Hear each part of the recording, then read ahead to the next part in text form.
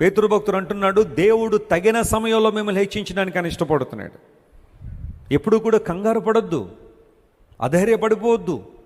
మొన్న వచ్చానండి యేసుప్రభు దగ్గరికి, ఏం జరగలేదండి అని వెంటనే కంక్లూషన్కి రావద్దు. God tests your faith. దేవుడు నీ విశ్వాసాన్ని పరీక్షిస్తాడు. యోసేపు జీవితాన్ని పరిశీలన చేస్తే గుంటలో పడిన దగ్గర నుండి సింహాసనం ఎక్కేదాకా యోసేపు జీవిత పయనం 13 సంవత్సరాలు కొనసాగింది. 13 years. 17వ సంవత్సరంలో యవ్వన ప్రాయంలో గోతులో వేయబడ్డాడు. ఏమన్నా తప్పు చేశాడా యోసేపు? ఎవరికైనా హాని చేశాడా? ఇన్ఫ్యాక్ట్ తన అన్నలకు భోజనం పట్టుకొచ్చాడు ఇద్దామని, మేలు చేయడానికి వచ్చాడు యోసేపు. కానీ యోసేపు అన్నలు అతని మీద పగబట్టారు. ఎందుకోసం తెలుసా? Joseph was a dreamer. అతనికి కళలు వచ్చాయట. ఆ కళలు ఎక్స్ప్లెయిన్ చేసినప్పుడు అసూయపడ్డారు. కొన్నిసార్లు నీ విజన్ ఎక్స్ప్లెయిన్ చేసినప్పుడు చాలామంది అసూయపడవచ్చు. కొంతమంది అర్థం కాదనుకోండి, నీ దర్శనం కొంతమందికి అర్థం కాకపోవచ్చు, నీ విజన్ కొంతమందికి అర్థం కాకపోవచ్చు. కొంతమంది అసూయపడే వాళ్ళు ఉంటారు. నువ్వు ఎలా ఆ స్థానానికి చేరుకుంటావో చూస్తాం, నువ్వెలా ఆ స్థానంలో ఉంటావో చూస్తాం, నీ కుటుంబం ఎలా పైకి వస్తారో చూస్తాం, నువ్వెలా బాగుపడతావో చూస్తాం, ఈ అప్పుల బాధలోంచి నువ్వు ఎలా బయటకు వస్తావో మేము చూస్తాం అని చాలామంది బహుశా నీ దర్శనాన్ని సరిగా అర్థం చేసుకోక నిన్ను ఇబ్బంది పెట్టేవాళ్ళు కొంతమంది ఉంటారేమో. యోసేపు అన్నలే యోసేపు తీసుకెళ్ళి గుంటలో పడేస్తే అనేకమైన పరిణామాల మధ్య యోసేపు జీవితం కొనసాగింది. గుంటలోంచి బయటికి తీశారు, వర్తకులకి అమ్మేశారు. అక్కడి నుంచి మరలా వచ్చాడు ఈజిప్ట్కి. ఒకరింట్లో పనికి పెట్టబడ్డాడు. ఆ పనిలో నమ్మకంగా ఉన్నాడు యోసేపు. యోసేపును బట్టి దేవుడు తన యజమానుని ఆశీర్వదించడం ప్రారంభించారు. శోధనలు వచ్చాయి, శ్రమలు వచ్చాయి, కన్నీటి పరిస్థితులు వచ్చాయి, చెరసాల అనుభవాలను ఎదుర్కొన్నాడు. He had gone through every possible suffering in his life. తన జీవితంలో ఒక వ్యక్తి ఎదుర్కోవాల్సిన ప్రతి సమస్య, ప్రతి ఇబ్బందిని ఎదుర్కొన్నాడు యోసేపు. But when the time comes, సమయం వచ్చినప్పుడు దేవుడు యోసేపుని చెరసాల నుంచి బయటకు తీసుకొచ్చాడు. సింహాసనం మీద కూర్చోబెడితే ఫరో కూడా ఒప్పుకున్నాడు, ఈయన సెలవు లేనిదే. యోసేపు గారు చెప్పకుండా నేను కూడా నా కాలిని కానీ చేతిని కానీ ఏం చేయను, కదపను అన్నాడు ఆయన. ఐగుప్తు సామ్రాజ్యాన్ని దేవుడు యోసేపు చేతిలో పెట్టాడు. ఏ దేశంలోకైతే బానిస పిల్లవానిగా అమ్మివేయబడ్డాడో, జీవితాంతం బానిసగా స్లేవ్గా బ్రతకడానికి నిర్ణయించబడ్డాడో, దేవుడు అలాంటి వ్యక్తిని నిలబెట్టి ఒక ఉన్నతమైన స్థానంలో తీసుకొచ్చిన తర్వాత Joseph became a blessing to so many people. అతడు వచ్చిన ఆశీర్వాదకరమైన స్థానాన్ని తన సొంత ప్రయోజనాల కోసం యోసేపు వాడుకోలేదు, కానీ ప్రజల ప్రయోజనం కోసం. దేవుడు తనకిచ్చిన జ్ఞానము, తనకిచ్చిన అవకాశాలు, తనకిచ్చిన అధికారాన్ని దేవుని నామమహిమార్థం ఉపయోగించి యోసేపు తన తరానికి మేలుకరంగా మారాడు, తన తరానికి దేవునికరంగా మారాడు. నేను ప్రకటిస్తున్నాను దేవుని సేవకునిగా, మీలో చాలామందిని దేవుడు అట్టి స్థానంలో ఉంచబోతున్నాడు. హల్లెలూయా. మీరు అనేక మందికి మేలుకరంగా ఉండాలని దేవునికి ఆలోచన. అనేక మందికి దీవెనకరంగా ఉండాలి. మీ సాక్ష్యము, మీ జీవితము, మీ ప్రవర్తన, మీ మాదిరి, మీ ఉద్యోగం కావచ్చు, దేవుడు మీకు ఇచ్చే స్థాయి కావచ్చు, అది అనేక మందికి ఆశీర్వాదకరంగా ఉన్నట్లుగా దేవుడు మిమ్మల్ని నియమించాలని దేవుడు కోరుతున్నాడు. అమెరికాలో పాస్టర్ గారు ఉన్నారు. వాళ్ళ బిడ్డల కోసం చాలా ప్రార్థన చేసేవాడు ఆయన. ప్రభువా, మా బిడ్డలను అనేక మందికి దీవెనకరంగా మార్చు ప్రభువా, ఆశీర్వాదకరంగా చేయి ప్రభువా అని. ఆ సందర్భంలో ఆ పాస్టర్ గారి కుమారులు ఇద్దరు కూడా ఒక రోజున బైబిల్ చదువుతూ ఉంటే వారికి ఒక మాట కంటబడింది. ఆకాశ పక్షులను చూడండి అని యేసు ప్రభు కొండ మీద ప్రసంగంలో చేసిన ఆ మాటను చదివారు. మనం కూడా చూస్తాం ఆకాశ పక్షులు. దేనికోసం? ఏ పక్షి ఎంత టేస్ట్ ఇస్తుందని, ఏ పక్షి ఏ రుచిలో ఉంటుందనే చూస్తాం మనమైతే. కానీ వాళ్ళిద్దరూ చూశారు, ఆకాశ పక్షులను చూడండి అంటే చూశారు. పక్షి గాల్లో ఎలా ఎగురగలుగుతుందని ఆలోచన చేశారు. 2 రెక్కలు, వెనకాల తోక, ముందొక ముందు తల, దాని ముక్కు, ఇవన్నీ చూసి ఎగ్జాక్ట్గా అలాంటి పరిస్థితుల్లోనే ఒక పరికరాన్ని తయారు చేశారు. గాల్లో ఎగిరే ఒక సాధనాన్ని తయారు చేశారు. 2 అన్నదమ్ములు కూడగట్టుకుని దానిలో కూర్చున్న తర్వాత గాలిలో ఎగిరేస్తే 11 సెకండ్లు మాత్రమే ఎగిరి కింద పడిపోయింది. Just 11 seconds. ఆ తర్వాత మళ్ళా పట్టుదల కలిగి ఇంకా అప్డేట్ చేశారు. ఈ రోజున విమానాలు లేని ప్రపంచాన్ని మనం ఊహించగలమా? ఫ్లైట్ జర్నీస్ లేని ప్రపంచాన్ని మనం ఊహించగలమా? ఆకాశంలో పక్షులైనా తక్కువ ఎగురుతున్నాయేమో కానీ విమానాలు మాత్రం విపరీతంగా ఎగురుతున్నాయి. బహుశా ఇప్పుడు ఈ మీటింగ్ జరుగుతున్నప్పుడు, ఈ ఆరాధనలో మన పైనుండి ఒక విమానం వెళ్తున్నా మనం ఆశ్చర్యపడక్కల్లా.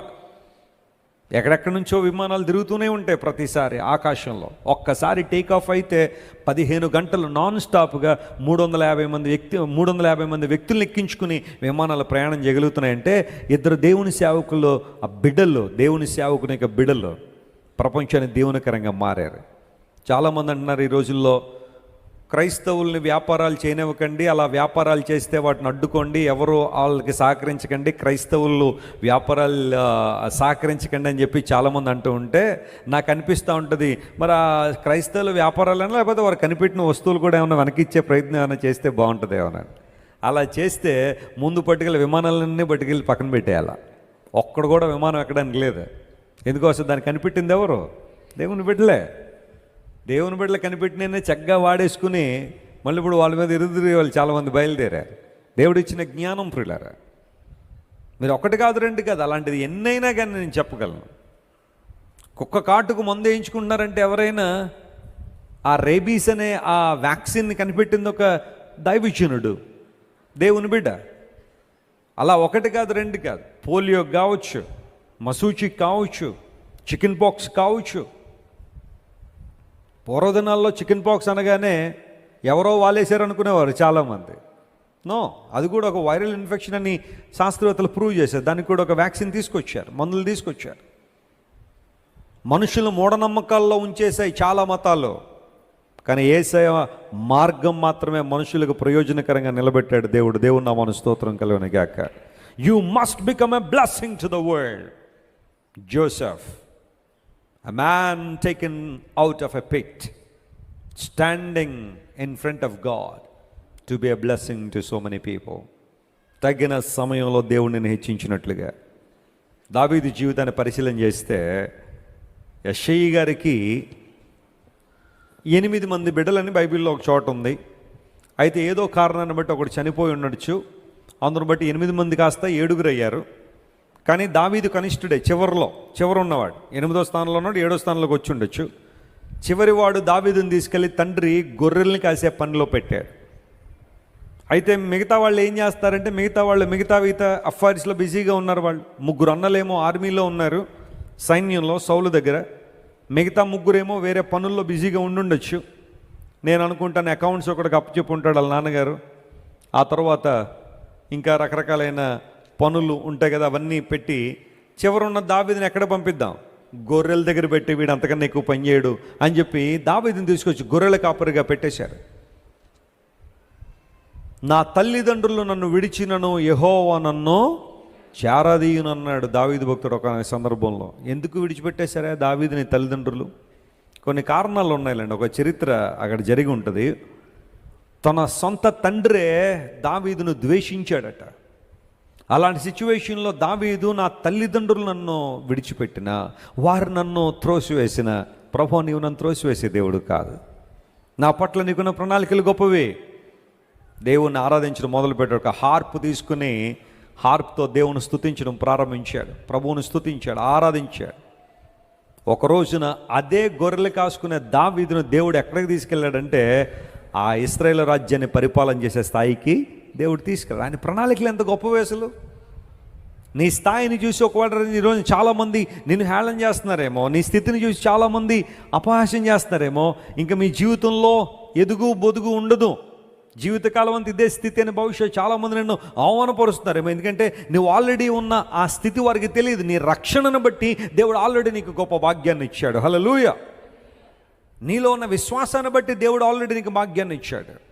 అయితే కొంతమందిని భౌతికమైన పరిస్థితులను చూసి నేను హేళన చేసేవాళ్ళు ఉంటే, ఈరోజు నీ జీవితాన్ని ప్రభువుకు అప్పగించగలిగితే, దీన మనస్సు కలిగి ఆయన చేతి క్రిందన ఉండగలిగితే, ఆయన చేతి నీడలో నువ్వు ఒదిగిపోగలిగితే, తగిన సమయంలో దేవుడు నన్ను హెచ్చించి ఆశీర్వదించి అనేక మంది దీవెనకరంగా ఆయన ఉంచబోతున్నాడు. అందుకుగాను మనం చేయాల్సిన పని అంటే ఆయన చేతి క్రింద ఎలా ఉండాలంట, మనం దీన మనస్కులై, బీ హంబుల్. దీనత్వాన్ని కలిగిన వారిని దేవుడు బహుగా దీవిస్తాడని లేఖనాలు సెలవిస్తున్నాయి. సాత్వికులు ధన్యులు, వారు భూలోకాన్ని ఏం చేసుకుంటారు, స్వతంత్రించుకుంటారు. అంటే మొత్తం భూమి అంతా కొనేసుకుంటారని అర్థం కాదు అక్కడ.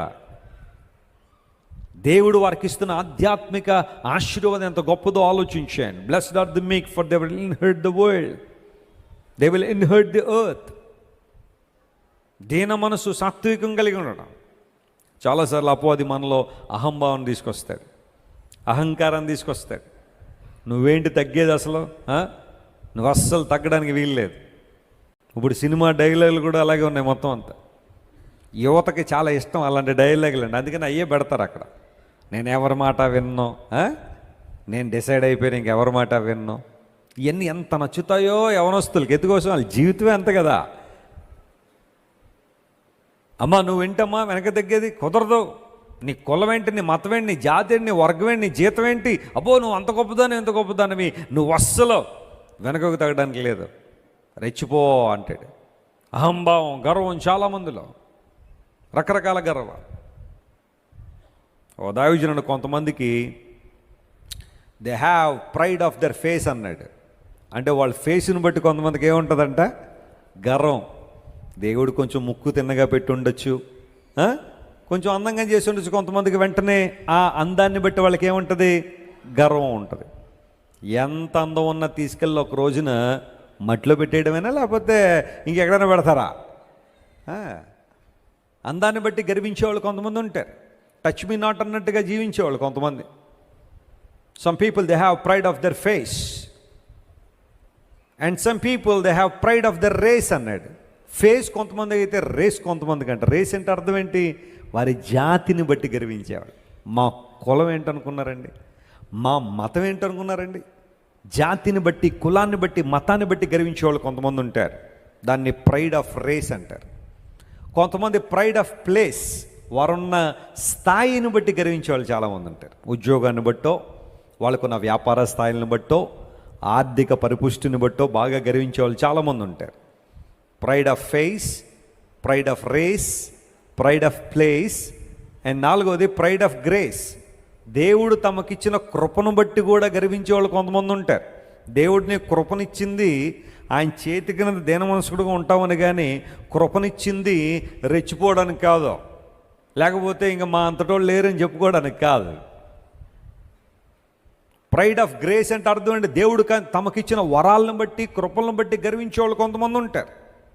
నాలా పాడేవాళ్ళు ఎవరైనా ఉన్నారా, నాలా ప్రసంగించేవాళ్ళు ఎవరైనా ఉన్నారా, నాలా అది చేసేవాళ్ళు ఎవరైనా ఉన్నారా, ఇలా ఉన్నారని కొన్నిసార్లు ఇబ్బంది పెడుతూ ఉంటారు. మన ఇండియా నుండి మొన్న ఒక ఆయన ఇజ్రాయెల్ వెళ్ళాడంట. ఒక ఆయన వెళ్తే ఇమిగ్రేషన్లో అడిగారు, మీరు ఏం చేస్తూ ఉంటారు, ఏంటి సంగతిని. యూజువల్గా ఇజ్రాయెల్ ఇమిగ్రేషన్లో కొన్ని ప్రశ్నలు అడుగుతారు ఖచ్చితంగా ఆ దేశానికి వెళ్ళే వాళ్ళందరూ. నేను అడిగాను ఒకసారి, ఎందుకంటే ఇన్ని ప్రశ్నలు అడుగుతున్నారంటే వాళ్ళు అన్నారు, బ్రదర్ వెస్లీ గారు, we treat everybody as a terrorist until and unless they are proven. మేము ప్రతి ఒక్కరిని టెర్రరిస్ట్గానే చూస్తాం, మా దేశానికి హానికరంగానే చూస్తాం. ఎప్పటి వరకు అంటే మేము వాళ్ళని ప్రశ్నలు వేసి వాళ్ళ మీద మా కాన్ఫిడెన్స్ వచ్చేంత వరకు కూడా, వీళ్ళు టెర్రరిస్ట్ కాదు అని మేము ప్రూవ్ చేసుకునేంత వరకు కూడా ఒక వ్యక్తిని మేము టెర్రరిస్ట్గానే భావిస్తాం. కాబట్టి it's our duty to ask questions. మేము అడుగుతాం ప్రశ్నలు. ఒక ఆయన వెళ్ళాడట, వెళ్ళగానే వాళ్ళు అడుగుతుంటే ప్రశ్నలన్నీ నీకు చిరాకేసి నేను ఎవరినో తెలిసి అన్నాడట. ఎవరని అడిగితే నేను ఇండియాలో నెంబర్ 1 సేవకుడు అన్నాడంట. ఆయన తీసుకెళ్ళి 2 గంటలు కూర్చోబెట్టేశారు లోపల. గౌరవప్రదంగా కాదు, ఆ నెంబర్ 1 సేవకుడు అన్నావు కదా, దానికి ప్రూఫ్ పట్టురమ్మన్నారు. ఏది పట్టురా ప్రూఫ్ అండి. ఈయనేమో ఏం చెప్పలేకపోతున్నాడు, చెప్పడం మాత్రం నెంబర్ 1. ఏంటి నెంబర్ 1? దేనిలో నెంబర్ 1? లేఖనాలు సెలవిస్తున్నాయి, కొన్ని సందర్భాల్లో మనుషులు తమకున్న గ్రేస్ని బట్టి గర్వించే వాళ్ళు ఉంటారు. దేవుడు తమ స్థాయిని పెంచుతూ ఉంటే, దేవుడు ఒకవేళ తన కృపను బట్టి కొంతమంది బలంగా వాడుకుంటూ ఉంటే గర్వపడే వాళ్ళు చాలామంది ఉంటారు. కొంతమంది స్త్రీలు అంటే, నా అంత ప్రార్థన పొర్రలి రాజమండ్రిలో ఎవరైనా ఉన్నారండి? నా అంత ప్రార్థన పొర్రలు ఆంధ్రప్రదేశ్లో ఎవరు లేరండి. చాలామంది తమను తాము తగ్గించుకుంటున్నాం అనుకుంటూనే హెచ్చించుకునే వాళ్ళు కూడా చాలామంది ఉంటారు. చెప్పండి, ఎన్ని విషయాలు చెప్పాను నేను. కొంతమందికి తమ ఫేస్ను బట్టి, రేసును బట్టి, ప్లేస్ను బట్టి, గ్రేస్ను బట్టి 4 గుర్తుపెట్టుకోవాలి. 4 విషయాల్లో గర్వపడే వాళ్ళు చాలామంది ఉంటారు. కానీ దేవుని బిడ్డలు, దేవుడు మనకిచ్చే ప్రతి ఆశీర్వాదం బట్టి, నేను ఒక విషయాన్ని నేర్చుకుంటాను ప్రభువులో, దేవుడు నన్ను ఎంతగా హెచ్చిస్తే అంతగా ఒదిగి ఉండాలని ఆశిస్తాను. హల్లెలూయా. అంతగా నన్ను నేను తగ్గించుకోవాలని, ప్రభు కృపలో ఆయన వాక్యం ద్వారా నలగొట్టుకోవాలని ఆశపడతాను నేను. దేనికి అతిశయం, దేనికి గర్వం? తన బలిష్టమైన చేతుల క్రింద మీరు దేని మనస్కులై ఉండండి. విలియం కేరీ గారు భారతదేశంలో అద్భుతమైన పరిచయం చేసిన గొప్ప దైవజనుడు. బహుశా నేను అనుకుంటాను విలియం కేరీ లేకపోతే మోడర్న్ ఇండియా లేదు, నవీన భారతదేశం లేదు విలియం కేరీ గారు లేకపోతే. ఎన్నో మూఢనమ్మకాల నుండి దేశాన్ని విడిపించడానికి ప్రయత్నం చేశారు రాత్రింబగళ్ళు. ఆయన ఒక విదేశీయుడు అయిపోయాడు కాబట్టి ఆయన ఎవరు గుర్తించట్లేదు. కానీ అదే ఆయన స్వదేశీయుడై ఉంటే, మన దేశానికి సంబంధించిన వాడై ఉంటే, అతను చేసిన పనులు ఇలాంటివి ఏమైనా ఉంటే ఖచ్చితంగా గాంధీ గారి పక్కన ఆయన ఫోటో వేసేవారు ఈ పాటికి, కరెన్సీ నోట్ల మీద. అంత ఉన్నతమైన వ్యక్తిత్వం కలిగిన దైవజనుడు విలియం కేరీ గారు. ఆయన చేసిన పనులు 1-2 కాదు. నేను మరియు ఆత్మీయ తల్లి గారు, తండ్రి గారు, పాల్ గారు ఒకసారి కలకత్తా వెళ్ళాం. అక్కడ గంగా నది దాటి ఉవ్వెత్తున ప్రవహిస్తున్న గంగా నదిలో పడవ ప్రయాణం అనమాట. ఆ పడవ ప్రయాణం కొంచెం స్కేరీగా ఉంటుంది. ఆయన వెళ్ళాం ధైర్యం చేసుకుని. ఆ పడవలో ఆ గంగా నది దాటి సిరంపూర్ అనే ఒక విలేజ్ ఉంటుంది. సిరంపూర్ యూనివర్సిటీ, విలియం కేరీ గారు స్థాపించిన university, first certificate issued university అది మన భారతదేశంలో. సర్టిఫికెట్లు ప్రదానం చేసిన యూనివర్సిటీ సిరంపూర్ యూనివర్సిటీ. అది ఒక క్రైస్తవుడు, అంటే విలియం కేరీ గారు స్థాపించిన యూనివర్సిటీ. ఆ యూనివర్సిటీకి వెళ్ళాం. విలియం కేరీ గారి యొక్క మ్యూజియం ఉంది అక్కడ. ఆయన వాడిన కుర్చీలు, ఆయన వాడిన ఆ ప్రాంతం అంతా చూస్తున్నారు. ఇప్పటికీ కూడా అక్కడ కాలేజ్ నడుస్తూ ఉంది, సిరంపూర్ కాలేజ్. చాలామంది వెళ్ళి బైబిల్ నేర్చుకుంటూ ఉంటారు అక్కడ. ఇంకా చాలా కోర్సులు కూడా ఉన్నాయి. చాలా బాగుంటుంది ఆ ప్లేస్ అంతా కూడా, ఆహ్లాదంగా ఉంటుంది. ఎప్పుడైనా కలకత్తా ఎవరైనా వెళ్తే అక్కడికి వెళ్ళరండి, అలాంటి ప్లేసులు చూసిరండి. ఆ ప్లేస్లోనికి వెళ్ళిన తర్వాత విలియం కేరీ గారు చేసిన గొప్ప గొప్ప పనులన్నీ మనకు చాలా ఈజీగా అర్థం అవుతాయి. అయితే గమనించండి ప్రియులారా, ఒకసారి విలియం కేరీ గారు ఉన్నతమైన స్థానంలో దేవుడు అతన్ని వాడుకున్న తర్వాత, అంటే ఇవన్నీ ప్రక్కన పెడితే బైబిల్ గ్రంథాన్ని 36 భాషల్లోనికి తర్జుమా చేశాడు ఆయన. కొన్నిసార్లు తర్జుమా చేయబడిన తెలుగు బైబిల్ చదవడానికే మనకి టైం ఉండలేదు, మనకి ఇష్టం ఉండలేదు. కానీ ఆయన ఎక్కడో దేశం నుండి వచ్చి, వేరే దేశం నుండి వచ్చి 36 భాషల్లోనికి బైబిల్ని తర్జుమా చేశాడు. అలాంటి గొప్ప దైవజనుడు ఒకసారి ఇంగ్లాండ్ వెళ్తే ఆయన ఫ్రెండ్ విలియం కేరీ గారికి ఉన్న పేరు, ఆయనకున్న ప్రఖ్యాతులన్నింటి గురించి విని విలియం కేరీ గారి దగ్గరికి వచ్చి అడిగాడట. అంటే ఈయన ఏమన్నా కొంచెం బాగా ప్రౌడ్గా ఫీల్ అవుతున్నాడేమో, గర్వపడుతున్నాడేమో అని చెప్పి ఆయన వచ్చాడట, William Carey, don't ever forget that you are a shoe maker. నువ్వు ఎప్పుడు మర్చిపోద్దు విలియం కేరీ, దేవుడు నిన్ను ఏ స్థానంలో హెచ్చించాడంటే ఒక షూ మేకర్ నువ్వు, ఒక చెప్పులు తయారు చేసుకునేవాడు నువ్వు. అక్కడ నుంచి దేవుడు నిన్ను పైకి తీసుకెళ్ళాడు. నువ్వు ఎప్పుడు కూడా అహంభావంతో గర్వంతో ఉండొద్దంటే విలియం కేరీ దగ్గరికి వచ్చానడట. ఐఎమ్ సో సారీ సార్, మీరు ఇంకా నన్ను హెచ్చిస్తున్నారు. నేను షూ మేకర్ని కాదు, ఆఫ్టర్ ఆల్ షూ రిపేర్ని అన్నాడట. రిపేరర్ని. ఎంత తగ్గింపండి ఆయనలో. నేను షూలు తయారు చేసేవాడిని కూడా కాదు సార్, ఇంకా మీరు నన్ను హెచ్చిస్తున్నారు. నేను షూలు రిపేర్ చేసుకునేవాడిని, అంటే పాత చెప్పులు కుట్టుకునేవాడిని నేను. ఆశ్చర్యపోయాడండి ఆ వ్యక్తి. ఎందుకోసం తెలుసా? విలియం కేరీలో ఉన్న హంబుల్నెస్. నిజమైన విశ్వాస యొక్క చిహ్నం ఏంటో తెలుసా? ఆధ్యాత్మిక లక్షణంలో ఒక భాగం ఏంటో తెలుసా? నిన్ను నువ్వు తగ్గించుకోవడం, సాత్వికంతో ఉండడం, మృదుత్వంతో ఉండడం, సరళత్వం ఉండడం, సౌమ్యత కలిగి ఉండడం. అవి కేవలం మన పేర్లలో మాత్రమే కాదు, మన జీవితాల్లో కూడా వాటిని కలిగి ఉండగలిగితే ఎంత ఆనందం, ఎంత సంతోషం. దేవుడు అదే కోరుతున్నాడు మన జీవితాల్లో. దేవుని చేతి క్రింద మీరు దీన మనస్కులై ఉండండి. Humble your self. కుటుంబాల్లో చాలా మటుకు గొడవలు రావడానికి కారణం ఏంటో తెలుసా అండి? ఒకళ్ళనొకళ్ళు ఏం చేసుకోవడం, హెచ్చించడం. ఇప్పుడు ఆ హెచ్చింపు అనేది ఎక్కడైతే ఉంటుందో మిగతా వాళ్ళని ఏం చేస్తుంటారో వాళ్ళు అప్రెస్ చేస్తూ ఉంటారు. కొన్ని కుటుంబాల్లో భర్తలు ఉంటారు, చాలా మట్టుకు వారికి ఏమీ తెలియకపోయినా చెప్పండి తెలిసినట్టుగా ఇబ్బందులు పెడతా ఉంటారు కుటుంబాన్ని.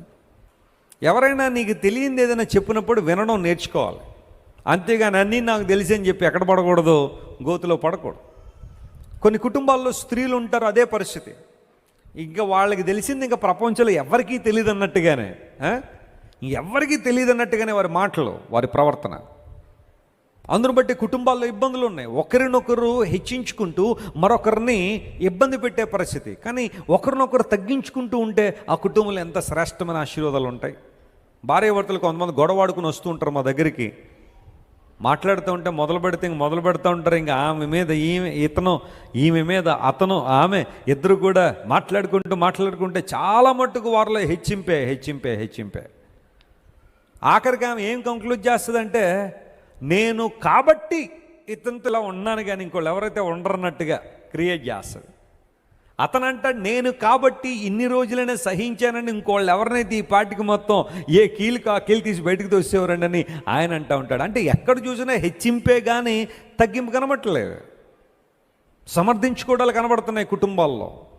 కానీ బైబిల్ సెలవిస్తాం, you'd like to see the power glory of God moving in your family, if you'd like to feel the spirit of God talking to you each and every moment, be humble your self.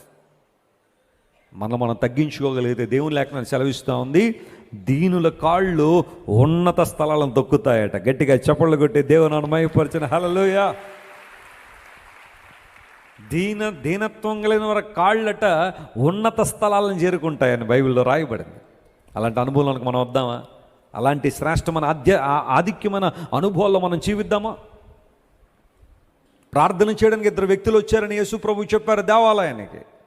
ఒక వ్యక్తి తన యొక్క మంచి పనులు కావచ్చు, తను చేస్తున్న పనులను కూడా ప్రార్థనలో ఇన్సర్ట్ చేసి ప్రార్థన చేస్తున్నాడు. ప్రభువా, నేను ఇలాంటి వాడిని, నీకు అది ఇస్తున్నాను, ఇది ఇస్తున్నాను, నేనైతే ఈ శంకర్ లాంటి వాడిని అసలే కాదని చెప్పి తన ప్రక్కన ఉన్న వాడిని చూసి కంపేర్ చేసుకుని తన భక్తి చూసి చాలా గొప్పదన్నట్టుగా ప్రార్థన చేశారు దేవుని సన్నిధిలో.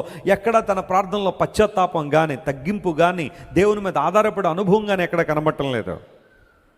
కానీ ఆ సుంకరి మొదటి శతాబ్ద కాలంలో వారిని పాపులుగా పరిగణించేవారు. ఆ వ్యక్తి దేవుని సందుకు వచ్చి రొమ్ము కొట్టుకొచ్చి he was beating his breast అని ఉంటుంది ఇంగ్లీష్లో. తన రొమ్ము కొట్టుకున్నాడంట దేవుని సందులోకి వచ్చి. అంటున్నాడు, ప్రభువా, పాపినైన నన్ను కరుణించు ప్రభువా. ఇద్దరిలో ఎవరు దీవెని పొందుకున్నారని బైబిల్లో ఉంది? ఎవరు నీతిమంతులుగా తీర్చబడ్డారు దేవుని సన్నిధిలో, దేవుని దృష్టిలో? అంటే ఆ సుంకరి, పాపి అని పిలువబడిన ఆ వ్యక్తి, సమాజం చేత చెదరించబడిన వ్యక్తి, ఆఖరికి భయంకర పరిస్థితులు నా వ్యక్తి ప్రభువు దగ్గరికి వచ్చిన తర్వాత పశ్చాత్తాప మనసుతో తను ఉండడం వల్ల దేవుని చిత్తాన్ని నెరవేర్చేవాడుగా ఉన్నాడు. కాబట్టి కనికరం పొందుకుని వెళ్ళాడు. ఎన్నిసార్లు నీ జీవితంలో దేవుని కనికరానికి దూరం అయిపోతావు, దేవుని యొక్క మహిమకు దూరం అయిపోతున్నావు? Be humble and say, Lord, here I am depending on you Lord. నీ మీద నేను ఏం చేస్తున్నాను? ఆధారపడుతున్నాను ఆయన. కొండ మీద ప్రసంగంలో యేసుప్రభు వారు ధన్యతల గురించి మాట్లాడుతూ ఆ మొదటి ధన్యత ప్రభు చెప్తారు, ఆత్మ విషయమై దీనులైన వారు ధన్యులు, పరలోక రాజ్యము వారిది. ఎంత అద్భుతమైన మాట! ఆ మాట విన్నప్పుడల్లా నాకు ఎంత ఆనందం అనిపిస్తుంది అంటే ఇంక అందులో డౌట్ లేదనమాట. వాళ్ళదే పరలోక రాజ్యం, సందేహం లేదు. ఆత్మ విషయమే దీనులైన వారు, ఇంగ్లీష్లో ఉంటుంది blessed are the poor in spirit. ఆత్మలో దీనత్వం కలిగిన వారు ధన్యులో.